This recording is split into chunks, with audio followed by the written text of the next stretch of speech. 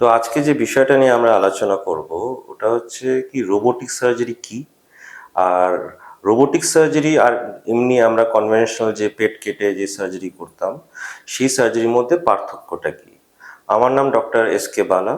আমি একজন advance robotic surgeon from CK Birla CMRI hospitals, Kolkata. তো আজকে যে বিষয়টা আলোচনা রোবট, রোবট বিষয়টা কি। রোবট আমরা জানি একটা মেশিন। সেই মেশিনটা আমি অ্যাজ এ সার্জন ওটাকে আমরা কন্ট্রোল করছি সো দ্যাট পেট কেটে কি বুক কেটে অপারেশন না করে চারটে রোবোটিক হাত ছোট ছোট ফুটোর মাধ্যমে ওই হাতগুলো ঢুকে যায়। আর এই হাতের মাধ্যমে আমি রোবটের হাতগুলোকে আমি হাত দিয়ে কন্ট্রোল করছি। এটা আপনি চিন্তা করুন, এরকমভাবে ভাবুন কি ধরুন একটা ভিডিও গেম খেলছি, আমার সামনে একটা স্ক্রিন আছে, আমার হাতে কন্ট্রোলস আছে, সেই কন্ট্রোলগুলো আমি ভিডিও গেমের মতো আমি চালাচ্ছি, কিন্তু এটা ভার্চুয়াল না, এটা রিয়েল ওয়ার্ল্ডে চারটে রোবোটিক হাত, সেই হাতটাকে আমি কন্ট্রোল করে আমি রোবটের মুভমেন্টগুলোকে আমি কন্ট্রোল করে আমি এই অপারেশনটা করতে পারছি। তাহলে নেক্সট প্রশ্ন যেটা আসে আমাদের কাছে কি আমরা এত কেন ঝামেলা করছি, এত একটা কস্টলি মেশিন যেটা ধরুন মোটামুটি 10 কোটি 12 কোটি টাকা দাম, এত একটা এক্সপেন্সিভ মেশিন নিয়ে আমরা কেন অপারেশন করতে চাই। এটার উত্তর খুব সহজ। আপনি একটা মানুষ, একটা পেশেন্ট হিসেবে যদি ভাবেন, তাহলে সব থেকে প্রথম আপনি একটা ডাক্তারকে জিজ্ঞেস করবেন একটা অপারেশনের আগে, ডাক্তারবাবু আমার পেশেন্ট কি ভালো হয়ে যাবে তো, কোনো কমপ্লিকেশনস হবে না তো। সেটার একটাই উত্তর কি যতটা প্রিসাইজ আর যতটা সেফলি সার্জারি করা যাবে সেই পদ্ধতিটাই কিন্তু মানুষের কাছে অ্যাকসেপ্টেবল হবে। সেই জায়গা থেকে কিন্তু আজকে রোবটের উৎপত্তি, রোবটের এত আজকে সুনাম। কারণ রোবটের দিয়ে যদি আমি অপারেশন করি তাহলে পেশেন্টের পয়েন্ট অফ ভিউ থেকে যদি আপনি ভাবেন তার কমপ্লিকেশনের চান্স অনেক কম। এর সাথে সাথে এর আরও কিছু অ্যাডভান্টেজেস আছে, যেরকম যেহেতু আমরা পেট কাটছি না কি আমরা বুক কাটছি না, তাহলে পেশেন্টের কোনো ব্যথা যন্ত্রণা হচ্ছে না। অপারেশনের পরে পেশেন্ট অনেক তাড়াতাড়ি ভালো হয়ে যাচ্ছে, ফাস্টার রিকভারি, আর অনেক তাড়াতাড়ি পেশেন্ট কিন্তু ডিসচার্জ হতে পারছে। এই হসপিটাল থেকে তাড়াতাড়ি চলে যাওয়া, সুস্থ হয়ে কমপ্লিকেশন নেই, এই এতগুলো বিষয়কে যদি আপনি মাথায় রেখে যদি চলেন তাহলে বুঝতে পারবেন কি কেন আজকে রোবোটিক সার্জারি এত ফিউচারিস্টিক একটা জিনিস, টেকনোলজি, যেটা কিন্তু incoming few years open conventional সার্জারিকে পুরোপুরি রিপ্লেস করে দেবে। এরকম একটা জায়গা থেকে আজকে আমরা এই আলোচনার মধ্যে বসেছি কি রোবটের মাধ্যমে আর কি কি করা যেতে পারে। সব থেকে যেটা আমাদের কাছে ইম্পর্টেন্ট হচ্ছে কমপ্লেক্স সার্জারিজ। যে কমপ্লেক্স সার্জারিজগুলো আগে ধরুন পেট কেটে অপারেশন করার পরে পেশেন্ট 10 দিন 12 দিন হাসপাতালে থাকছে, ব্যথা যন্ত্রণায় ভুগছে, এই সার্জারিগুলো এই সার্জারিগুলো আমরা ভাবতে পারেন কি রোবটের মাধ্যমে করলে পেশেন্ট কিন্তু পরের দিনই কিন্তু উঠে বসছে। আমরা পরের দিনই পেশেন্টকে উঠে বসে চা খেতে দিচ্ছি, পেশেন্টকে হাঁটানো যাচ্ছে, কেন ব্যথা নেই পেশেন্টের। এইটা কিন্তু আগে ভাবনা চিন্তার বাইরে ছিল। এইরকম একটা জায়গা থেকে আজকে যখন একটা মানুষকে আমরা যখন অ্যাপ্রোচ করি এই রোবোটিক সার্জারি সম্বন্ধে যখন বলি, তখন পেশেন্টটাকে বেশি ভাবতে হয় না, বাড়ির লোককে ভাবতে হয় না কি না আমরা রোবোটিক সার্জারি করাবো।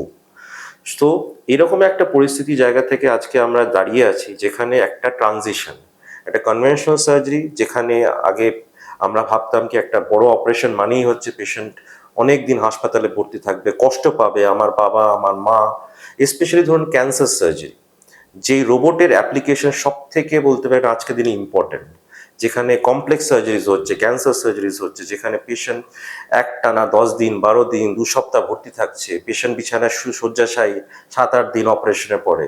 এই কনসেপ্টটা কিন্তু এখন পুরো পাল্টিয়ে যাচ্ছে রোবটের জন্য। এই পেশেন্টরাই কিন্তু 3 থেকে 4 দিন, ম্যাক্সিমাম 5 দিনের মধ্যে পেশেন্ট কিন্তু হেঁটে হেঁটে বাড়ি চলে যাচ্ছে উইদাউট কমপ্লিকেশন।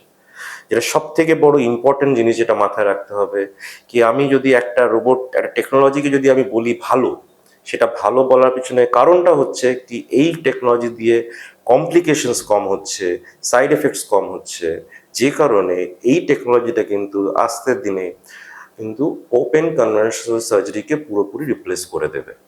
এবার এই যে পুরো আমরা রোবোটিক সার্জারি নিয়ে এত আলোচনা এত কথা, মানুষের মধ্যে প্রশ্ন উঠবে কি তাহলে এই পদ্ধতিটা যদি আমরা চুজ করি তাহলে অনেক খরচ, বিষয়টা খরচের বিষয় যদি অবভিয়াসলি আপনাকে বুঝতে হবে, টেকনোলজি যখনই আমরা একটা নতুন টেকনোলজিকে যখন অ্যাকসেপ্ট করছি খরচ আছে। আমরা মোটামুটি বলি 1 থেকে 2 লাখ টাকা এক্সট্রা খরচ একটা রোবোটিক সার্জারিকে যদি নিতে হয়। তাহলে এই যে আপনি খরচটা বেশি করছেন, কেন করছেন? সেটা একদিকে যেমন আমরা বললাম কমপ্লিকেশনস কম, উল্টো দিকে আপনি ভেবে দেখুন উল্টো দিকে অনেক খরচ কমে যায়। কিরকম? আপনি হাসপাতালে পেশেন্টকে কম ভর্তি থাকতে হচ্ছে, ইনফেকশন হচ্ছে না, তাহলে বাড়ি থেকে ড্রেসিংয়ে ঝামেলা নেই, আপনাকে বাড়িতে নার্স ডেকে কম্পাউন্ডার ডেকে ড্রেসিং করতে হচ্ছে না। ওষুধ, ধরুন আমরা একটা রোবোটিক সার্জারি পেশেন্টকে আমরা 2 দিন থেকে ম্যাক্সিমাম 3 দিন পেশেন্টকে আমরা ব্যথার ওষুধ দিচ্ছি, অ্যান্টিবায়োটিক 3 থেকে 4 দিনের মধ্যে আমরা পেশেন্টকে অ্যান্টিবায়োটিক বন্ধ করে দিতে পারছি, ওষুধের খরচ অনেক কমে যাচ্ছে। এই যে এত খরচ, আনুষঙ্গিক খরচ কমে যাওয়া সাথে আপনি যদি কম্পেয়ার করেন, যদি আমি 1 লাখ টাকা কি 1.5 লাখ টাকা আমি এক্সট্রা দিতে হচ্ছে, এই কম্প্যারিজন কিন্তু আর অ্যাকচুয়ালি কম্প্যারিজন থাকে না। একদিকে সেফটি, একদিকে পেশেন্টের কমফর্ট, এই দুটোকে মাথায় রেখে প্লাস আনুষঙ্গিক যে অন্যান্য খরচ কমে যাওয়াতে কিন্তু আজকে রোবোটিক সার্জারি এত পপুলার হচ্ছে। এবার আপনি ধরুন একটা এক্সাম্পল দিন, ধরুন একটা পেশেন্টের পেটে একটা ক্যান্সার হয়েছে, সেই পেশেন্টকে আমরা যখন পেট কেটে অপারেশন করতাম, সেই পেশেন্টকে আমরা 10 দিন 12 দিন খেতে দিতে পারতাম না। আজকে আপনি ভাবুন, আপনার বাবা পরের দিন আপনি সকালবেলা দেখা করতে এসেছেন অপারেশনের জাস্ট পরের দিন, সে উঠে বসে চা খাচ্ছে, বিছানা থেকে উঠে বসে চেয়ারে বসে চা খাচ্ছে। সিমিলারলি ধরুন আজকে গলায় থাইরয়েডের টিউমার, থাইরয়েডের কোনো অপারেশন, সেখানে আগে আমরা কি এক্সপেক্ট করতাম? পেশেন্টে একটা বড় একটা কাটা দাগ থাকতো, সেখানে একটা মানুষ সারা জীবন এই কাটা দাগ নিয়ে ঘুরছে, সে যেখানেই যাচ্ছে তাকে প্রশ্ন সামনাসামনি হতে হচ্ছে, কি হয়েছে তোমার, তোমার এখানে কি অপারেশন হয়েছে?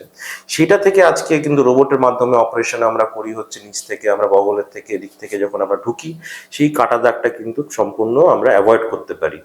এই যে একটা টেকনোলজি যেটা দিয়ে আপনি একটা মানুষের পার্মানেন্ট একটা স্কার অ্যাভয়েড করতে পারছেন, সেটা কিন্তু অমূল্য সেই পেশেন্টের কাছে। তার কাছে ওই 1 লাখ টাকা এক্সট্রা দেওয়াটা কিন্তু খুব বড় ব্যাপার থাকছে না। এই বিষয়গুলোকে যখন ডাক্তারের মুখে শোনেন, তখন আপনারা এটা বুঝতে পারেন কি অ্যাকচুয়ালি এই টেকনোলজি এটা এরকম কি এটা ইররিপ্লেসেবল, এটাকে আপনি কোনো ওপেন সার্জারির সাথে কম্প্যারিজনই হয় না।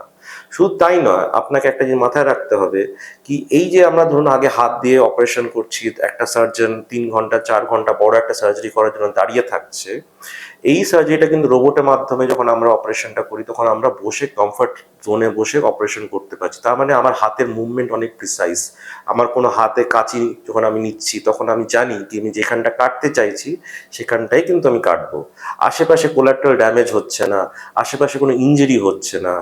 এরকম একটা সিচুয়েশনে যখন একটা ডাক্তার যখন একটা পেশেন্টকে বোঝাচ্ছে এই সার্জারিটার ব্যাপারে, তাহলে আমি অ্যাজ এ ডাক্তারও কিন্তু অনেক কনফিডেন্ট এটা বলতে কি আপনার পেশেন্ট, আপনার বাবা, আপনার মা, যেই আপনার পেশেন্ট হোক, সে আপনাকে কিন্তু কোনো কমপ্লিকেশন না হয়ে বাড়ি যেতে পারবে।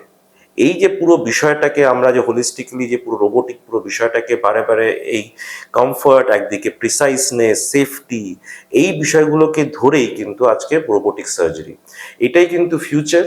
এটার বাইরে কিন্তু আজকে 2 দিন 3 দিন 2 বছর 3 বছর 4 বছর যাই ধরুন, আজকে কিন্তু এইটাই কিন্তু রিপ্লেস করে দেবে ওপেন আর কনভেনশনাল সার্জারিসকে। শেষ তো আমি যেটা বলতে চাইবো কি, মানুষ অসুস্থ হয়, অসুস্থ হলে ডাক্তারের কাছে যায়, আননেসেসারি ডিলে করবেন না। একটা যখন বড় রোগ হয় ওটাকে যদি পুষে রাখেন, তাহলে মানুষের কিন্তু সেই রোগটা ঠিক হওয়া জায়গা থেকে কিন্তু না ঠিক হওয়া জায়গা যেতে কিন্তু বেশি সময় লাগে না। এরকম জায়গা থেকে কিন্তু আজকে আমরা ডাক্তার হিসেবে মানুষের কাছে আমরা আবেদন করি কি, যখন কোনো সমস্যা আপনার শরীরের মধ্যে থেকে যাচ্ছে, তো আপনারা এর পাড়ার দোকানে গিয়ে, ওষুধের দোকানের কাছে গিয়ে আপনারা ওষুধ খেয়ে এইগুলোকে পুষবেন না, রোগগুলোকে ডাক্তারের কাছে আসবেন। এখন অনেক টেকনোলজি ইমপ্রুভ করে গেছে, এখন মানুষের ট্রিটমেন্ট অনেক বেশি সহজ হয়েছে, অনেক বেশি কমফোর্টেবল হয়ে গেছে। যেরকম একটা আমরা রোবোটিক টেকনোলজি আজকে আমরা আলোচনা করলাম, অনেক ওষুধ বেরিয়ে গেছে, যদি ঠিক ঠিক সঠিকভাবে যদি পরীক্ষা করে যদি চিকিৎসা করা যায়, তাহলে কিন্তু মানুষের অনেক রোগী কিন্তু পুরোপুরি সুস্থ হতে পারে।